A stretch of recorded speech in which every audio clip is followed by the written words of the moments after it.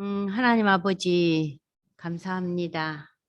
또 이 아침에도 저희가 하나님의 말씀을 함께 배우고 읽으면서 우리를 향한 하나님의 놀라운 은혜를 경험하고자 합니다.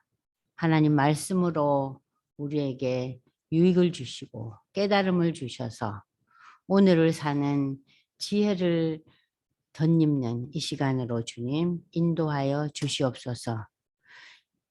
이번 학기 저희가 읽고 있는 이 에스겔서 본문은 다른 어떤 성경의 본문들보다 우리가 자주 접하기도 어려웠고 또 자주 접하지도 못했던 본문입니다. 하나님 힘들어하지 말고 자꾸 읽어보면서 왜 하나님께서 이 에스겔 선지자를 통해서 이러한 기록을 남겨놓았는지 이번 한 학기 동안 잘 파악하여 하나님의 뜻을 헤아리는 저희가 될 수 있도록 축복해 주시옵소서. 감사드리며 예수님 이름으로 기도드리옵나이다. 아멘. 자, 이제 에스겔서가 이제 넷째 시간, 다섯째 시간, 우리가 이제 4월이죠? 예. 4월달 되니까 날씨가 좀 따뜻해지나 했더니 아침에는 여전히 싸늘해요. 그래서 교회 저희 방에 들어와서 히팅을 할 정도예요. 아직은. 네, 히팅을 해야 되는데 낮에는 또 오늘 20도까지 올라간대요. 자, 지금 저희가 이제 1장에서부터 15장까지 공부를 했잖아요. 그래서 이제 1장에서부터 15장까지를 공부를 했는데 오늘 저희 본문이 16장, 17장, 18장이 상당히 긴 본문들이에요. 그러니까 짧지 않은 본문이기 때문에 뭐 어렵지는 않지만 꽤 긴 본문들이에요. 그래서 제가 이제 이 본문에 대한 것을 조금 이제 공부하려니까 제가 1장에서부터 15장까지의 전체적인 리뷰라기보다는 간단한, 그러니까 우리가 이제 16장을 공부하기 전에 우리가 지금까지 배워온 게 뭐였나. 그럼 이제 1장에서 3장까지는 이제 여러분들이 아시잖아요. 에스겔의 소명, 그죠?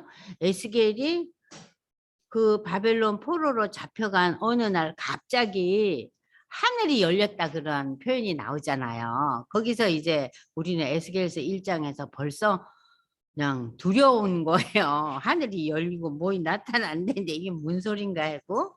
그러니까 하늘이 열리면서 환상을 보면서 이제 이 에스겔의 부르심, 소명에 대한 내용들이 1장에서부터 이제 3장까지 전개되잖아요. 그러니까는 에스겔도 그렇지만 많은 사람들이 그 하나님의 부르심이나 또는 이런 소명에 대한 경험이 정말 특별하지 않으면은 우리가 거기에 순응하기가 쉽지가 않나 봐요. 그냥 뭐 내 뜻대로 살지 뭐, 내 지혜대로 살지 뭐.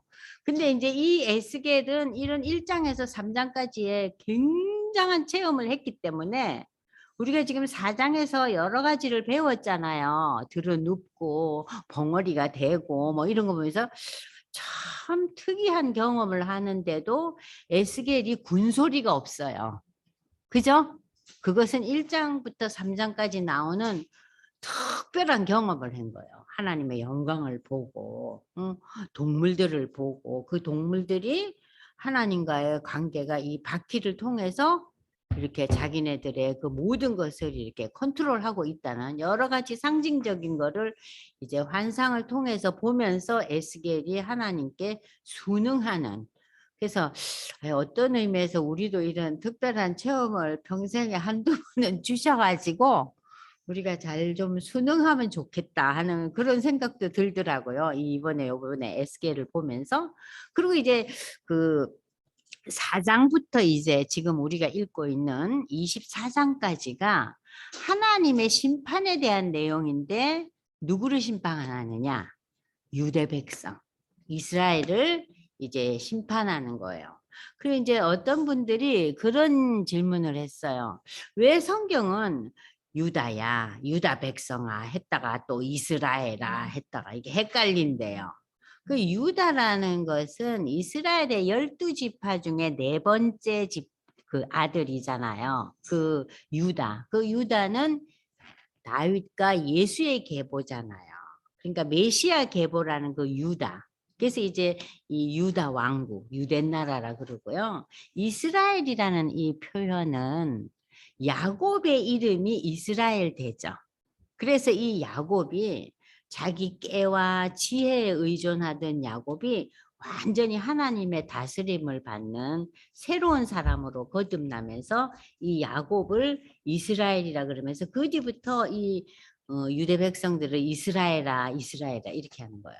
그러니까 유대라는 표현, 유다라는 표현, 이스라엘이라는 표현은 이러한 그 창세기의 배경을 가지고 있는 거예요. 아시겠죠? 예.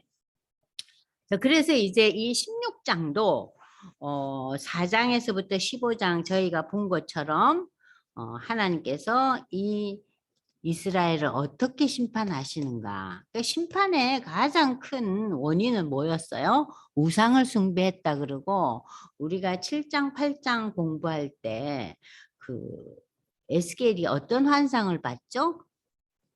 아니 우상을 만든 걸 보잖아요. 질투의 우상이 어디에 있어요? 성전 바로 가운데 딱 버티고 있는 거예요. 그리고 성전의 벽면에는 뭐가 그려져 있었죠? 우상의 그림들이 막 붙어져 있었잖아요. 그럼 오늘날 우리가 그 환상을 본 그 에스겔의 그 7장 8장의 그 기록들을 보면서 오늘 우리가 그게 과연 오늘날 우리에게는 무엇을 의미하는가?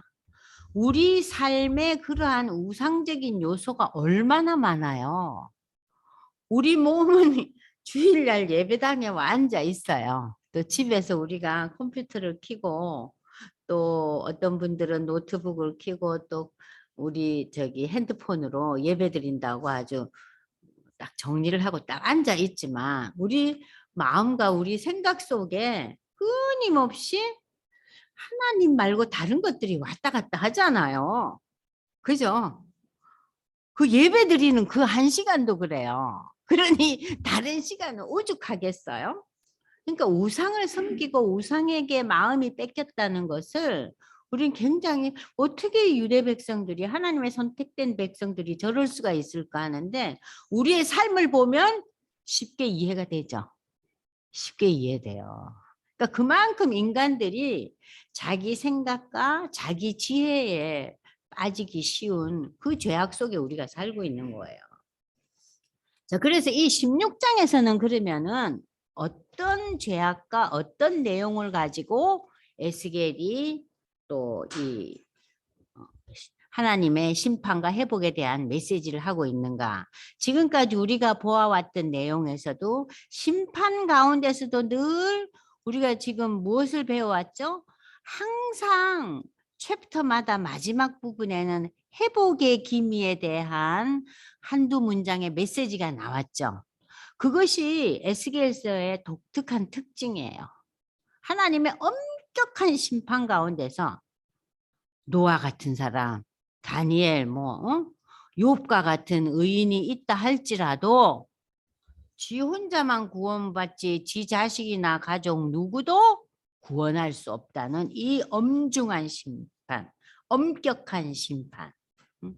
그러나 악인이라도 회개하고 돌아오면 누구나 하나님은 수용하신다는 거. 그걸 늘 우리가 이제 배워왔잖아요. 근데 16장에서도 계속 그런 내용이 전개돼요. 근데 어떻게 전개되고 있나? 16장 우리 프린트 보세요. 간음한 음부에 대한 비유예요. 여기에서는. 자, 음욕에 불탄 신부가 신랑을 버리고 외간 남자와 놀아난 비유로 유대 백성들의 그 이방신을 섬기는 것을 이제 비유하고 있어요. 유다의 백성들이 하나님을 버리고 우상 숭배에 빠진 영적인 간음, 가증한 죄악을 음욕에 불탄 신부에 비유하고 있어요. 그러니까는 저들의 그 우상 숭배가 그냥 스쳐 지나가는 그러한 그러니까 뭐 이것도 좋고 저것도 좋지 뭐 하는 이런 단순한 정도의 숭배가 아니라 음욕에 불탄 신부는 어떻겠어요? 완전히 자기 남편에 대한 생각이 없는 거예요. 딴 남자로 완전히 그냥 몸과 마음이 완전히 빠져버린 상태예요. 그러니까 이 시대에 이 하나님의 백성들의 마음이 우상에 대한 마음으로 가득 차 있었다는 거죠. 자, 그럼에도 불구하고 심판을 선포하면서도 하나님의 언약을 다시금 기억하고 회개하는 자들에게는 용서와 회복을 이 16장에서도 마지막에 하고 있어요. 그래서 우리가 지금 이제 16장을 한번 제가 읽어 보겠습니다. 또 여호와의 말씀이 내게 임하여 이르시되 인자야 예루살렘으로 그 가정한 일을 알게 하여 이르기를 주 여호와께서 예루살렘에 관하여 이같이 말씀하시되 내 근본과 내 난 땅은 가나안이요 내 아버지는 아모리 사람이요 내 어머니는 헷 사람이다. 여러분 이 16장 3절 이해가 됩니까? 이해 안 되죠. 왜냐하면 하나님의 백성, 이 유대 백성들은 아브라함의 후예예요. 그런데 여기서 하나님께서 에스겔에게 특별한 말씀을 주시는 거예요. 야, 네 근본과 네가 난 땅은 가나안이래요. 그리고 아모리 사람이고 엄마는 헷 사람이라는 이 표현을 왜 했을까요? 여기서부터 우리가 또 야, 이거 이해가 안 되네. 이 본문의 말씀의 뜻은요. 이스라엘 백성의 기원이 가나안 족속, 여러분 기억하잖아요. 뭐 아모리 족속, 헷 족속. 그런 족속에서 저들이 기원했음을 의미하는 얘기가 아니에요.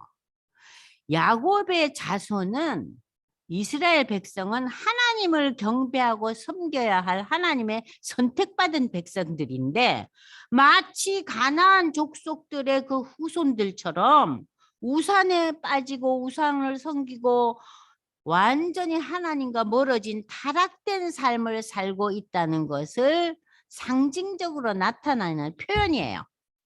야, 네가 그렇게 살면서 어떻게 네가 하나님의 택한 백성이고 아브라함의 후예라고 하겠냐? 너 출신이 가나안 아니냐? 그런 소리예요. 여러분 우리가 대화에서 그런 얘기 할 수 있어요. 니네 부모님이 참 온화하시고 아주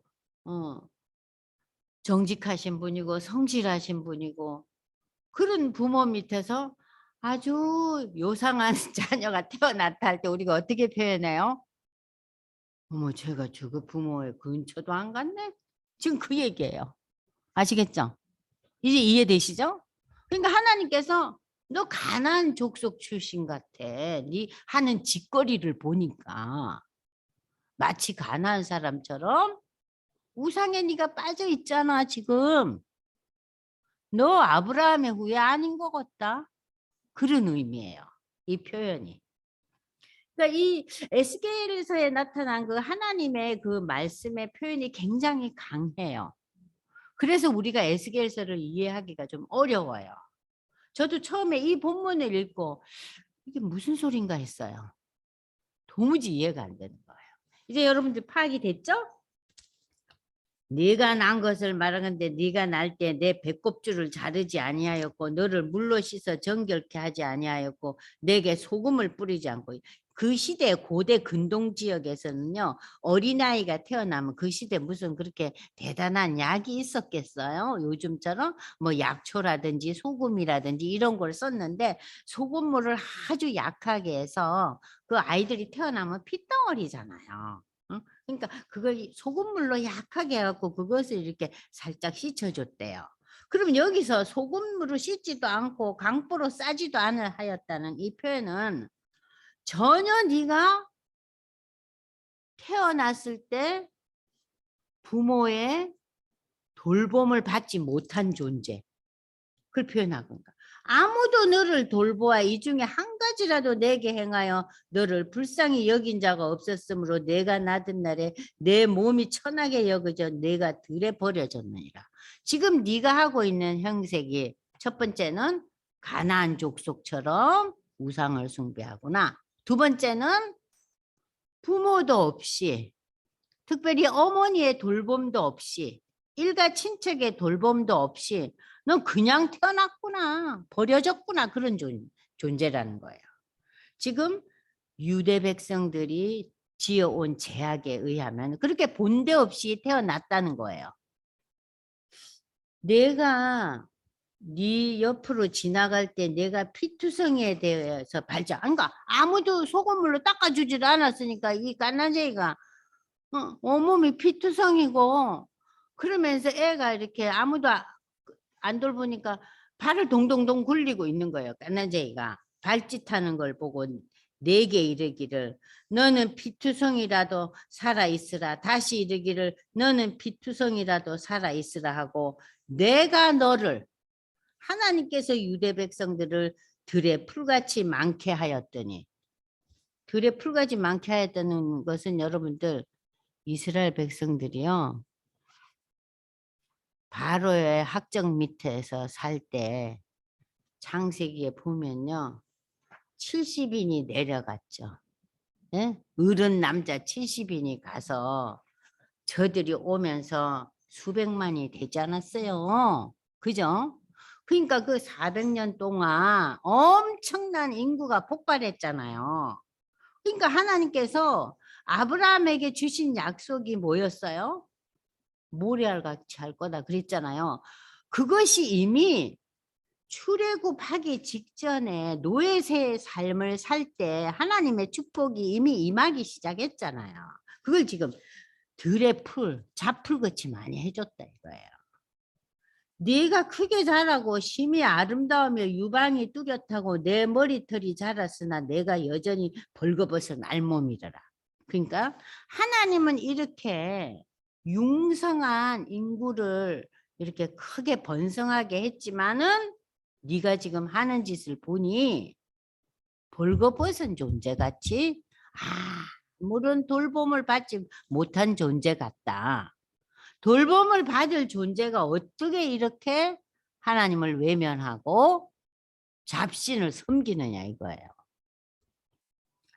내가 여기서 내라는 건 하나님이죠. 내가 네 곁으로 지나며 보니 내 때가 사랑할 만할 때다. 내 옷으로 너를 덮어 벌거벗은 것을 가리고 내게 맹세하고 언약하여 너를 내게 속하게 하였느니라. 나주 여호와의 말이다.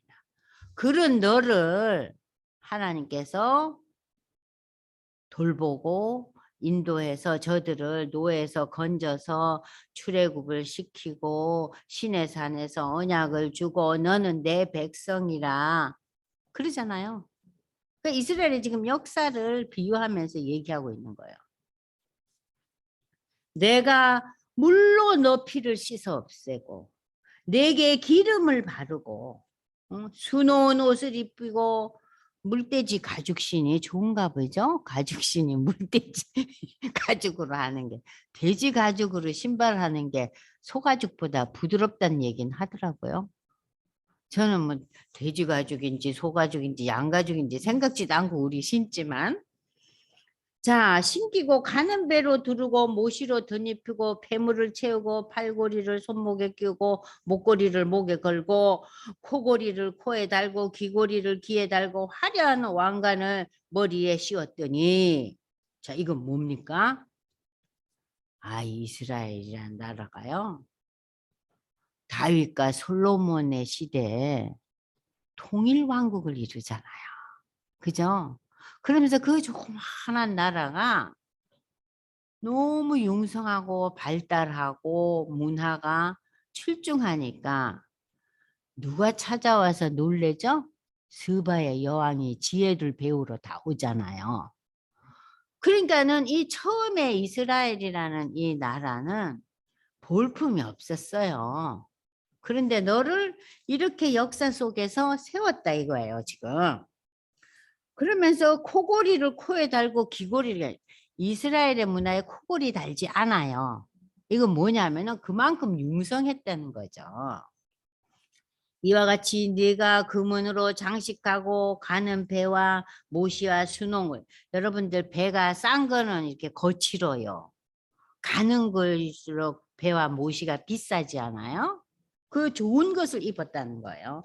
또 고운 밀가루와 꿀과 기름을 먹음으로 극히 곱고 형통하여 왕후의 지위에 올랐느니라. 그러니까는 이 유다 왕국이 참 아주 대단한 그러한 상황에 이제 놓이는 지나온 역사가 있지 않았느냐 지금 얘기하고 있는 거예요, 하나님께서.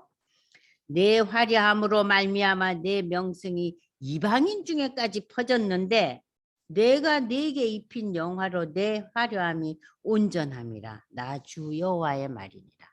네가 잘나서 된 것이 아니라 내가 입히고 먹이고 다스려서 이렇게 되었다는 거예요. 응? 이스라엘의 역사를 지금 비유적으로 얘기하고 있는 거예요. 응? 그러나 네가 그 네 화려하고 융성해지는 것을 내 명생을 가지고, 그러니까는 자기 자신이 이렇게 잘 일구어지고 부강해진 것이 내가 했다는 거예요.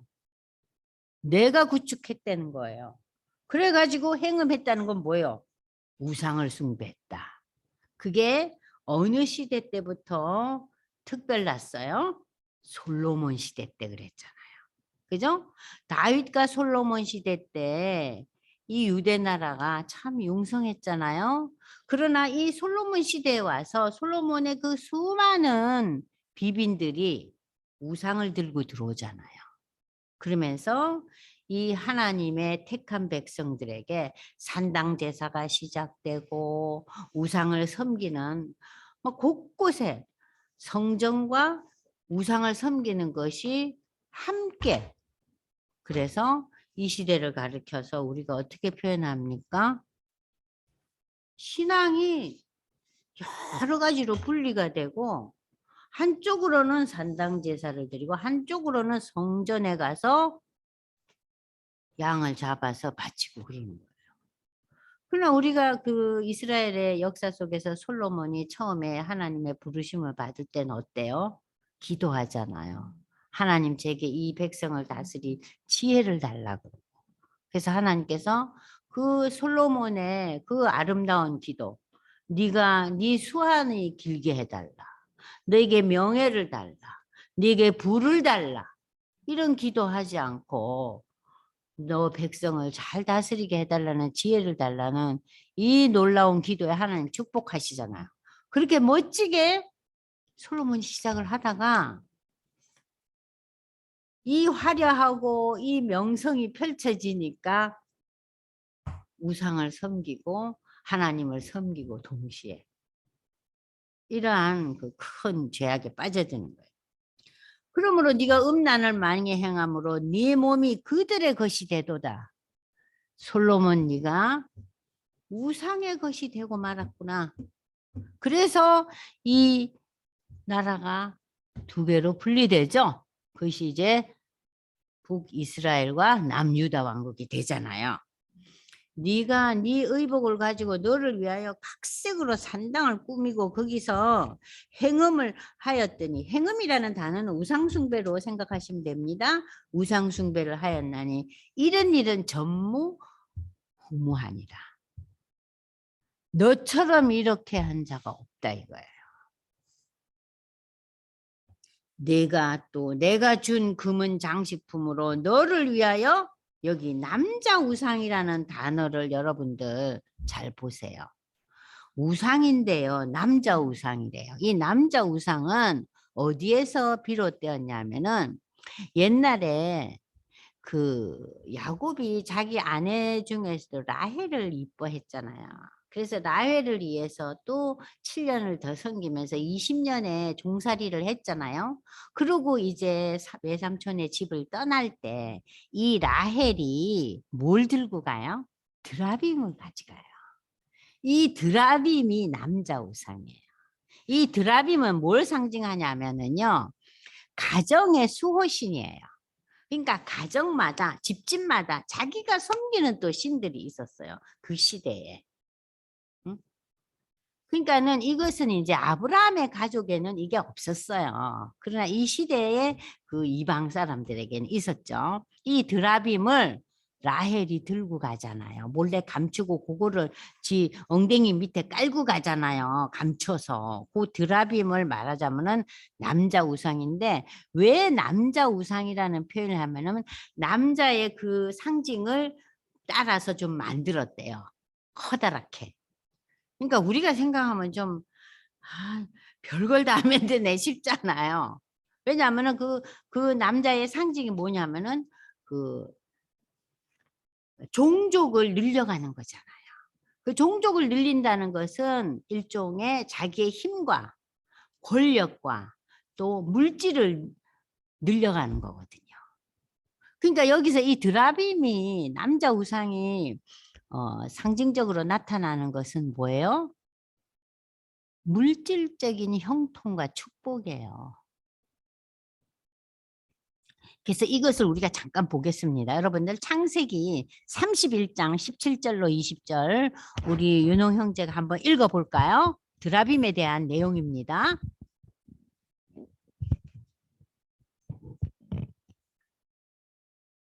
야곱이 일어나 자식들과 아내들을 낙타들에게 태우고 그 모은 바 모든 가축과 모든 소유물 곧 그가 바단 아람에서 모은 가축을 이끌고 가나안 땅에 있는 그의 아버지 이삭에게로 가려 할세.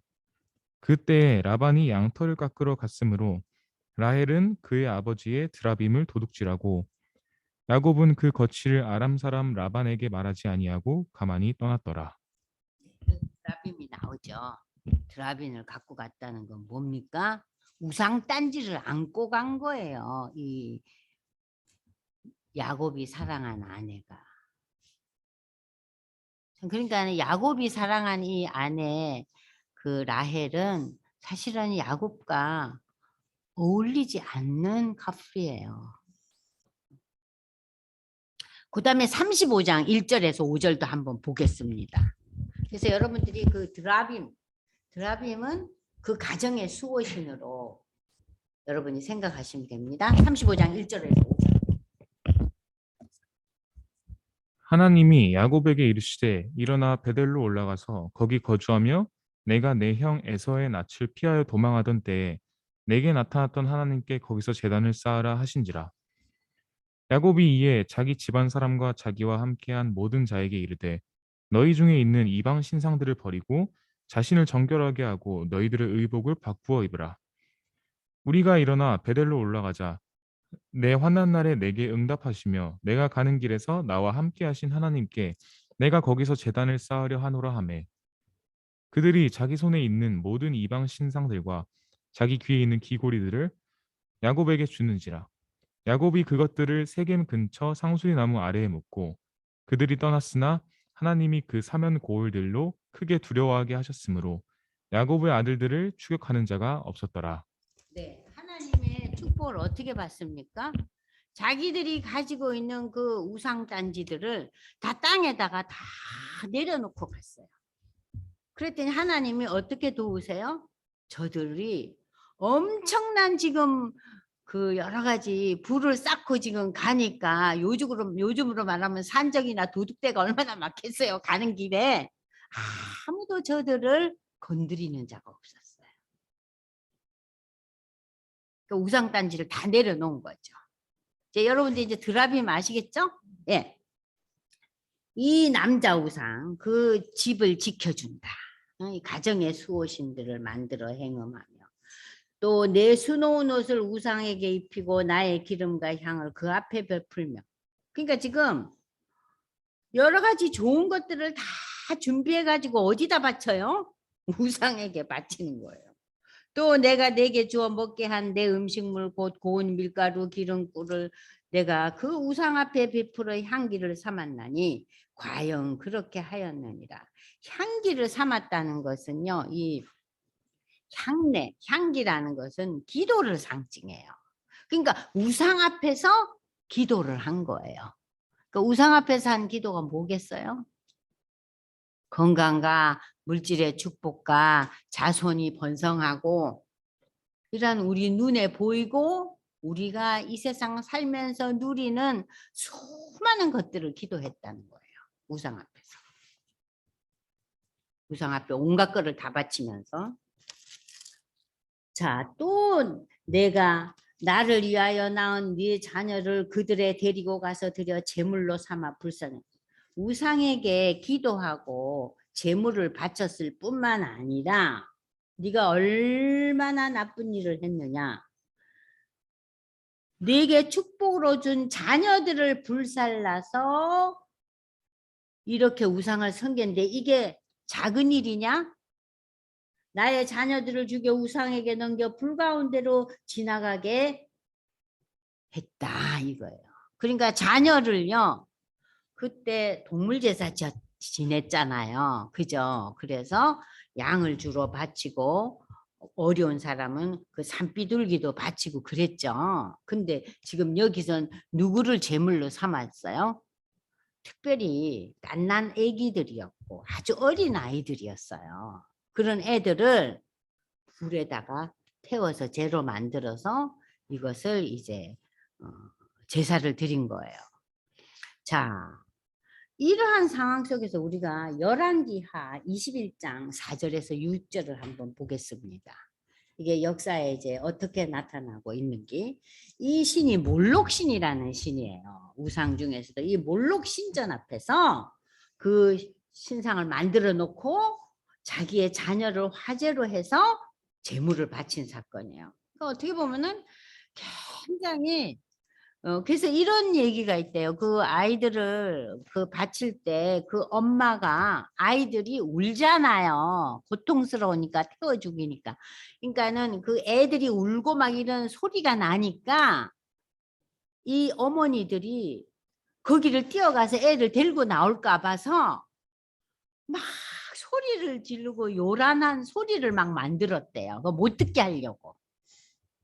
그러니까 그만큼 이 유대 백성들의 그 우상을 섬기는 제약이 극에 달했어요. 한번 읽어보세요. 열왕기하 21장 4절에서 6절. 여호와께서 전에 이르시기를 내가 내 이름을 예루살렘에 두리라 하신 여호와의 성전에 제단들을 쌓고 또 여호와의 성전 두 마당에 하늘의 1월 성신을 위하여 제단들을 쌓고 또 자기의 아들을 불 가운데로 지나게 하며 점치며 사수를 행하며 신접한 자와 박수를 신임하여 여호와께서 보시기에 악을 많이 행하여 그 진노를 일으켰으며. 네, 대단하죠. 그죠? 그러니까는 이 하나님의 백성들의 죄악이 얼마나 처절했냐. 그래서 하나님께서 이렇게 에스겔 선지를 통해서 아주 이런 특별한 이 표현을 한 거예요. 음욕에 불탄 신부라고 그랬어요. 네가 어렸을 때 벌거벗은 몸이었고 피투성이가 되어서 요동치고 발짓하면서 살려고 버둥들이던 그거를 기억해봐라. 응? 그때 내가 너를 돌보고 너를 선택된 민족으로 불렀는데 네가 이렇게 나 앞에 가증하고 음란을 행해서 되겠느냐.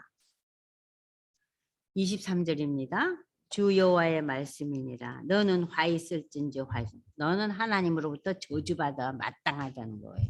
내가 모든 악을 행한 후에 너를 위하여 누각을 건축하고 모든 거리에 높은 데를 누각과 이 높은 대를 쌓는다는 것은요.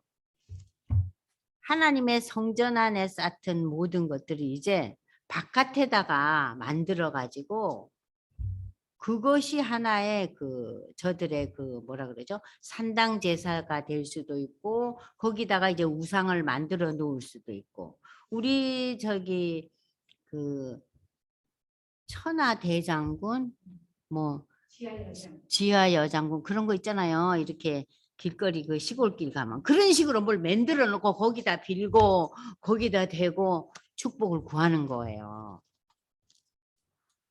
내가 높은 데를 모든 길 어기에 쌓아놨어요. 얼마나 그걸 붙잡고 늘어졌으면 내 아름다움을 가증하게 하여 모든 지나가는 자에게 다리를 벌려 힘이 음행하고. 그러니까는 모든 지나가는 자라는 표현은 뭐냐 하면은요. 모든 열방의 각가지 그 우상 섬기는 우상들, 우상에 대한 그 행위들을 다 들여와서 네가 하는구나. 근데 여기 표현이 너무나 좀 우리가 보기에 낯이 뜨겁죠. 모든 지나가는 남자들에게 다리를 벌려 심히 음행하고 그렇게 표현을 했어요. 근데 지금 이런 표현들은 뭐냐면요. 하나님의 분노가 극도에 달한 거예요. 그러니까 이런 우상 저런 우상 온갖 우상을 다 섬기는 거예요. 마치 음욕에 불탄 여자가 이 남자도 좋고 저 남자도 좋고 온갖 온갖 남자를 다 불러들이는 것처럼. 이해되셨죠?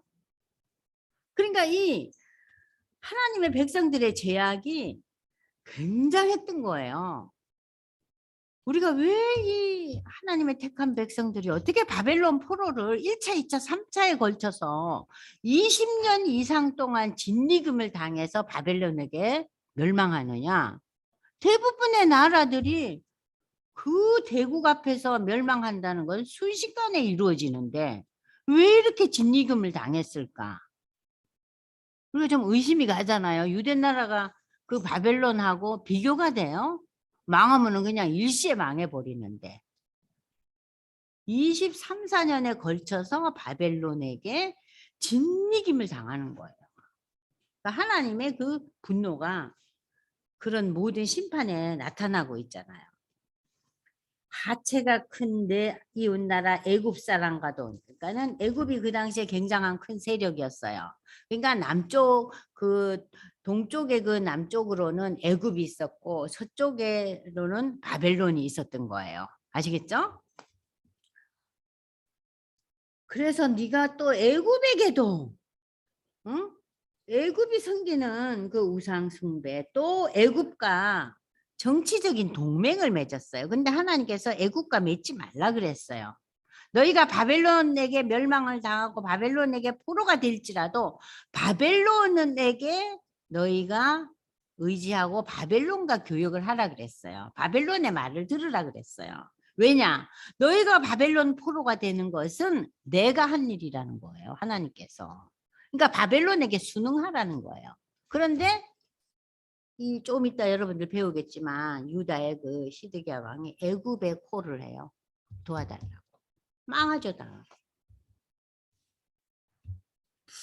그러므로 내가 내 손을 내 위에 펴서 내 일용할 양식을 갖고 너를 미워하는 블레셋 여자 곧 내 들어온 행실을 부끄러워한 자에 너를 넘겨 임무를 해. 이 블레셋이라는 것은 여러분들 얘기했잖아요. 이게 팔레스타인은 지금까지도 유대인들과 분쟁하는데 그 블레셋이 언제부터 그렇게 호전적이고 문제를 일으켰느냐? 저들이 출애굽할 때부터.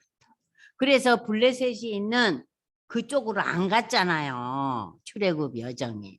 그 블레셋 여정으로 가면은 2, 3주 만에 갈 길을 그 길을 가다 보면은 블레셋이 가만 안 두니까 돌아 가게 했잖아요. 그게 40년 간 거예요.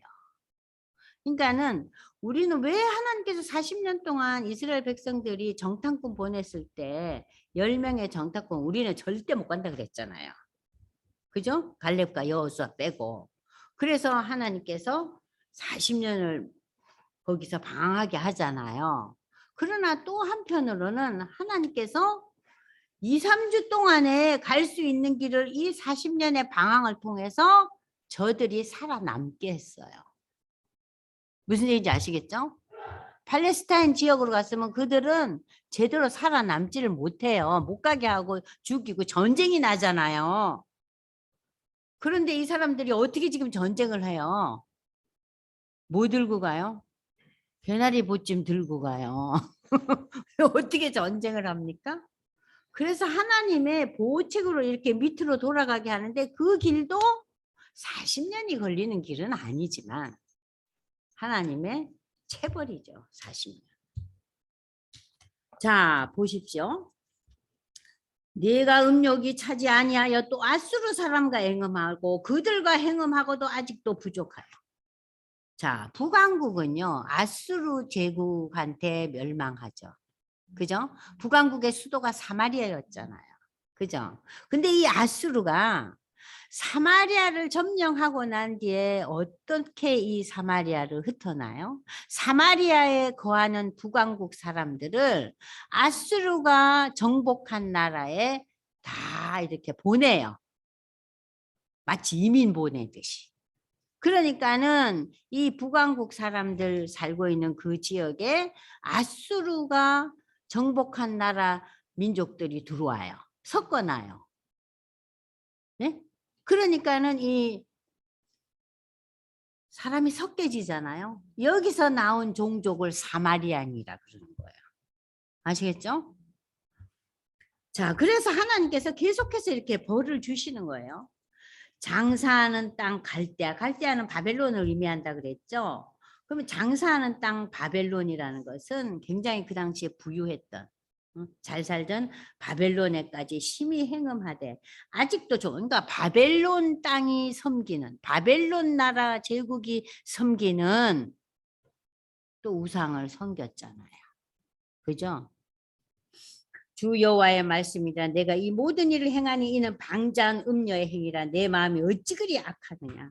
네가 누각을 모든 길 어귀에 건축하고 높은 데를 모든 거리에 쌓고도 값을 싫어하니 창기 같지도 아니하도다. 그 남편 대신에 다른 남자들과 내통하여 간음하는 아내로다. 사람들은 모든 창기에게 선물을 주거늘 오직 너는 내 모든 정든 자에게 선물을 주며 값을 주어서 사방에 와서 너와 행음하게 하니. 창기는 돈을 받잖아요. 그런데 이 간음한 여자는 오히려 돈을 줘요. 그러니 돈을 주잖아요. 그 우상한테 자기 애기까지 다 불에 태워 죽이면서 내 음란함이 다른 여인과 같지 아니함은 행음하려고 너를 따르는 자가 없음이며 또 내가 값을 받지 아니하고 도리어 네가 돈을 주는구나. 응? 그런즉 너희는 그런 창녀봐도 보다도 못한 그런 삶을 살고 있다는 거예요. 이스라엘의 그 우상 숭배를 이렇게 에스겔을 통해서 하나님께서 말씀을 주신 거예요. 그러므로 너 음녀야. 유대 백성을 보고 너 음녀야 그랬어.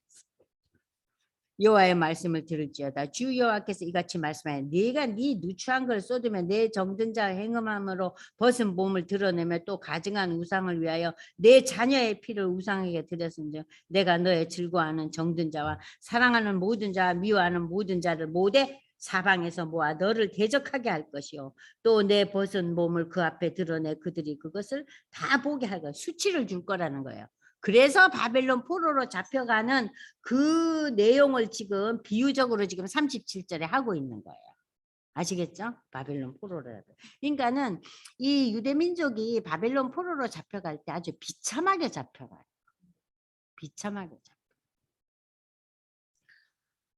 내가 또 간음하고 사람의 피를 흘리는 여인을 심판한 같이 너를 심판하여 진노의 피와 질투의 피를 내게 돌리고 내가 또 너를 그들의 손에 넘기려니 그들이 내 누각을 헐며 내 높은 데를 부수며 내 의복을 벗기고 내 장식품을 빼앗고 내 몸을 벗겨 버려두며 무리를 데리고 와서 너를 돌로 치며 칼로 찌르며 불로 내 집들을 사르고 여러 여인의 목전에서 너를 벌할지라. 내가 너에게 곧 음행을 그치게 하리니 내가 다시는 값을 주지 아니하리라. 그리한즉 나는 네게 대한 내 분노가 그치고 내 질투가 내게서 떠나고 마음이 평안하여 다시는 노하지 아니하리라. 이 바벨론 포로에 대한 그러한 그 하나님의 그 징계, 심판에 대한 설명입니다.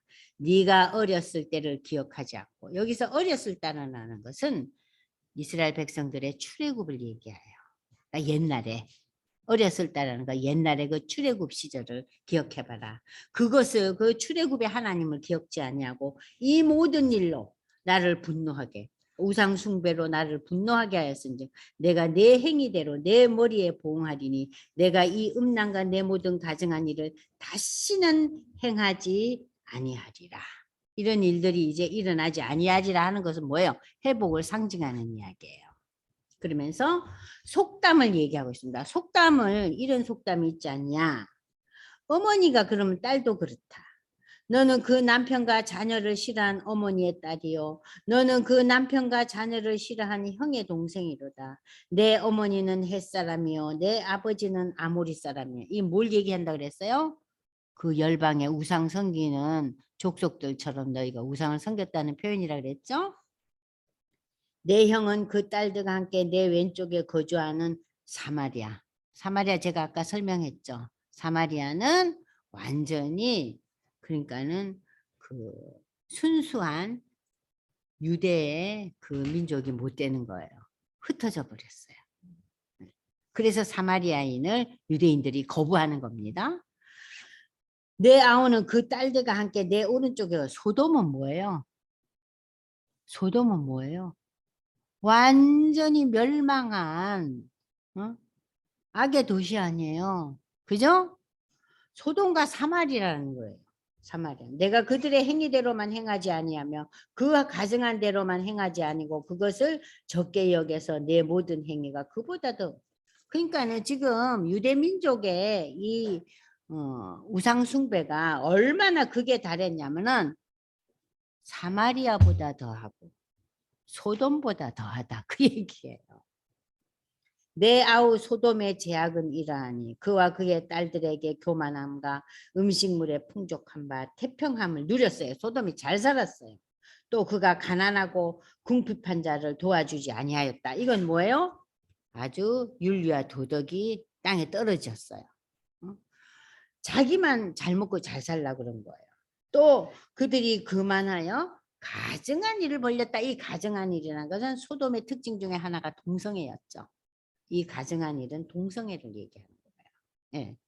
그래서 내 앞에서 행하여서 그러므로 내가 보고 곧 그들을 없이 하나. 그래서 소돔 고모라가 멸망하잖아요.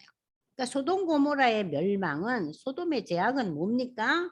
저들에게 그 풍성함을 통해서 풍성함을 나누지 않고 풍성함을 자기 가족과 자신들에만 호의호식하고 그리고 또 무슨 일을 벌렸어요? 동성연애를 벌린다. 그래서 이 멸망했다는 얘기예요. 사마리아는 내 죄의 절반도 범하지 않았다 그랬어요.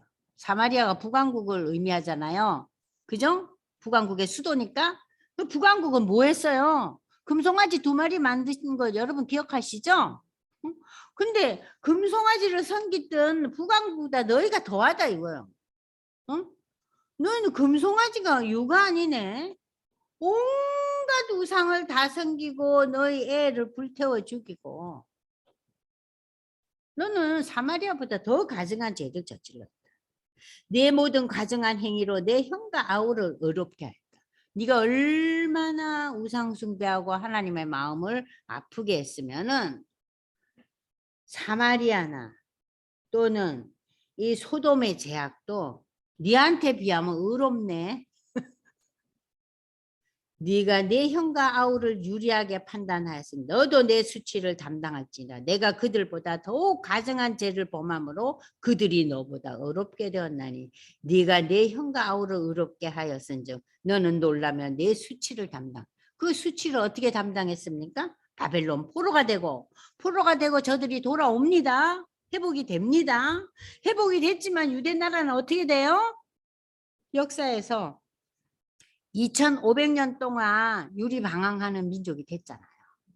그래서 하나님께서 이렇게 이 유대 민족을 불도가니에 넣어서 훈련을 시키는 거예요.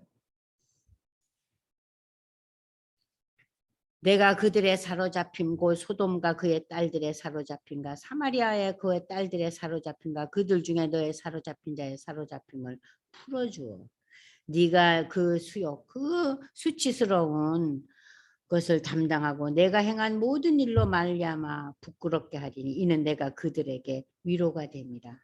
내 아우 소돔과 그의 딸들이 옛지위를 회복할 것이요 사마리아와 그의 딸들도 그의 옛지위를 회복할 것이며 너와 내 딸들도 너희 옛지위를 회복할 것이다. 자, 여기 55절 보세요. 처음에 소돔이 나옵니다. 그 악독하고 동성연애가 만연한 이 소돔, 또 사마리아가 나옵니다. 유대인들이 얼마나 혈통을 중시해요. 근데 혈통이 망가졌잖아요. 이 사마리아는. 자, 그런데 그들이 회복된다는 것은 뭡니까? 신약에 와서 유대인들이 예수를 거부함으로 말미암아 누가 예수 믿게 되죠? 열방이. 이방인들이 예수 믿잖아요. 그죠? 그 이방인들이 예수 믿게 하기 위해서 파송된 자가 바울이잖아요. 그죠? 그걸 지금 여기서 상징적으로 나타나는 거예요. 그러고 난 뒤에 너도 이제 회복될 거야. 이스라엘도 회복될 거라는 거예요. 그러니까 여러분들 55절은 빨간 칠을 해놓으세요. 그리고 여러분들 지금 로마서 11장 30절에서 32절을 한번 읽어보세요. 바울이 로마서에서 여기에 대한 그 내용을 이제 바울이 기록하고 있습니다. 그러니까 바울은 구약을 통달한 사람이에요. 그래서 그 통달한 구약의 내용을 예수를 만나고 난 뒤에 구약의 내용을 예수에 연결했어요. 그래서 구약이 한마디로 뭐예요? 구약은 메시아가 오실 거라는 거예요. 구약을 한 단어로 표현하면 메시아가 오실 것이다. 기다려라 이거예요. 그러니까 구약을 메시아에 연결해서 그 메시아가 예수라는 것을 바울은 신약에서 그의 서신서에서 이제 기록하고 있잖아요. 그 대표적인 서신이 로마서잖아요. 그래서 로마서 11장 30절로 32절 한번 읽어보세요. 너희가 전에는 하나님께 순종하지 아니하더니 이스라엘이 순종하지 아니함으로 이제 긍휼을 입었는지라. 이와 같이 이 사람들이 순종하지 아니하니 이는 너희에게 베푸시는 긍휼로 이제 그들도 긍휼을 얻게 하려 하심이라.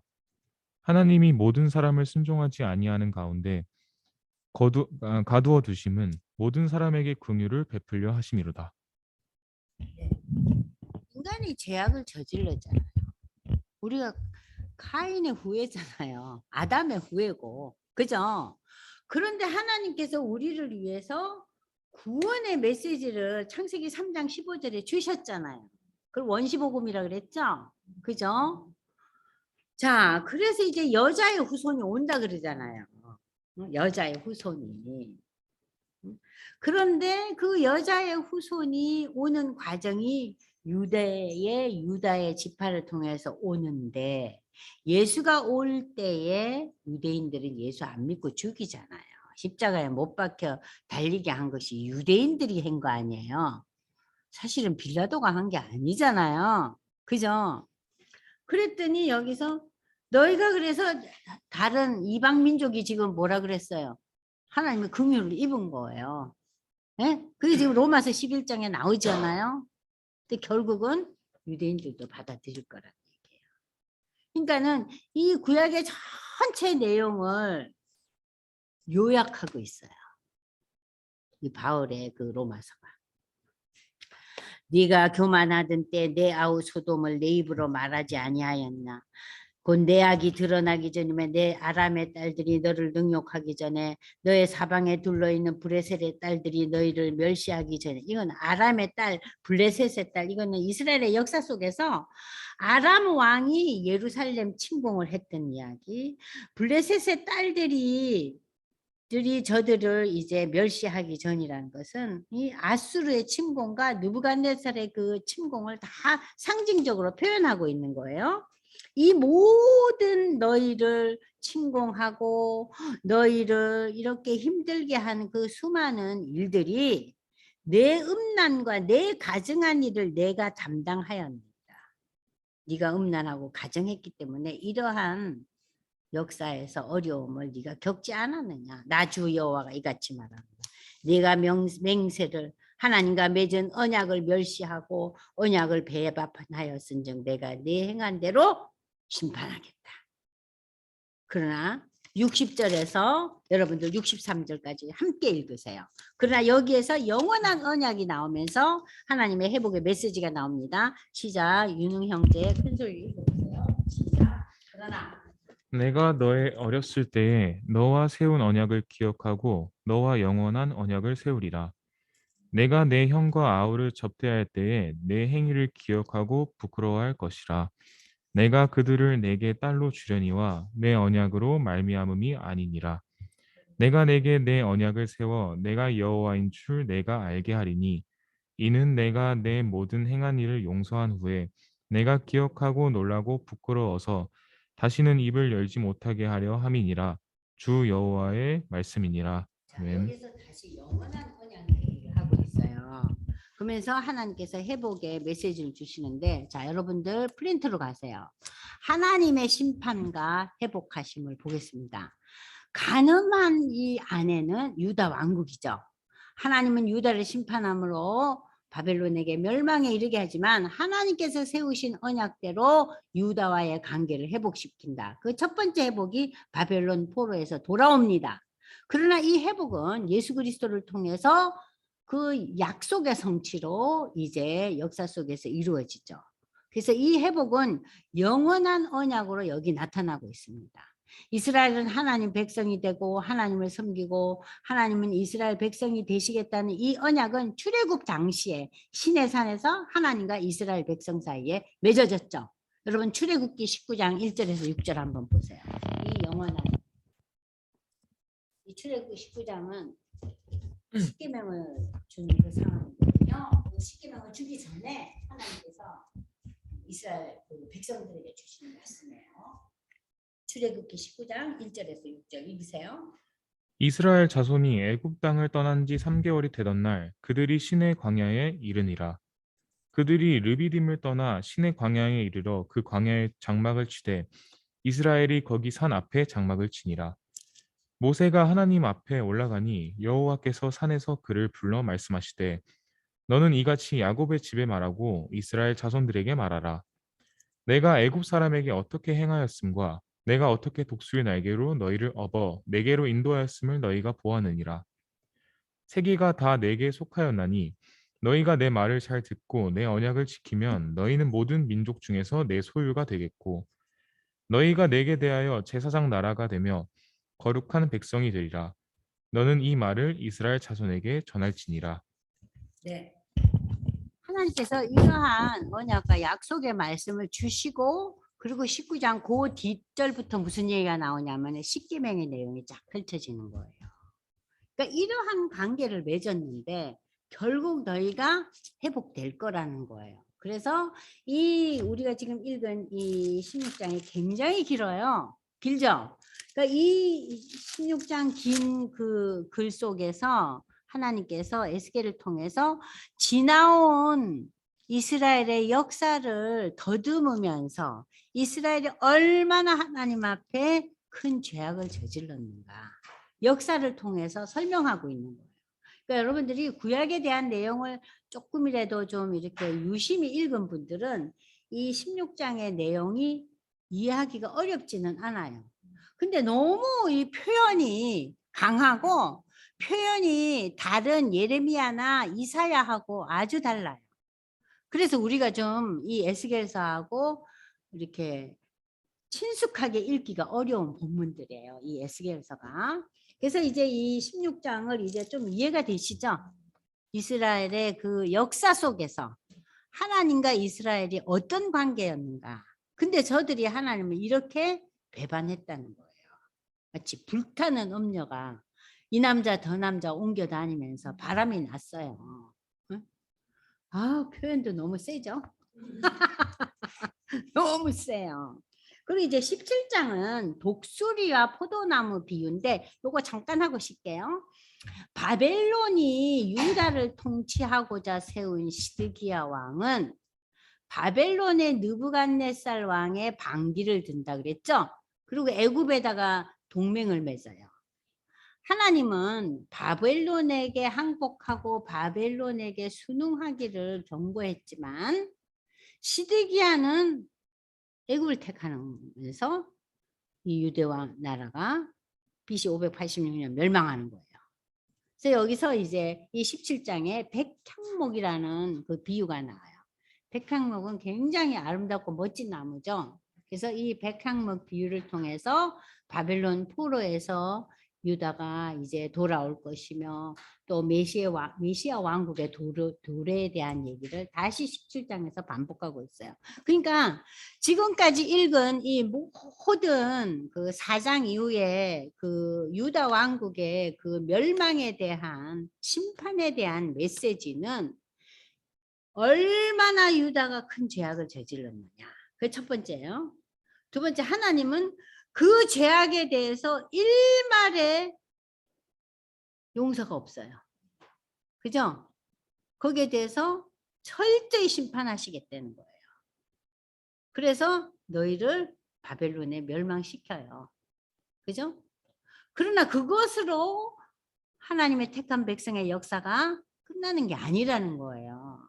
저들이 포로에서 돌아오고 너희가 그렇게 대망하는 메시아가 올 것이고 그 메시아가 와서 또 다시 이 땅에 와서 이 역사는 종말을 이룰 거다는 그 모든 그러니까는 세 가지 의미를 다 포함하고 있는 거예요.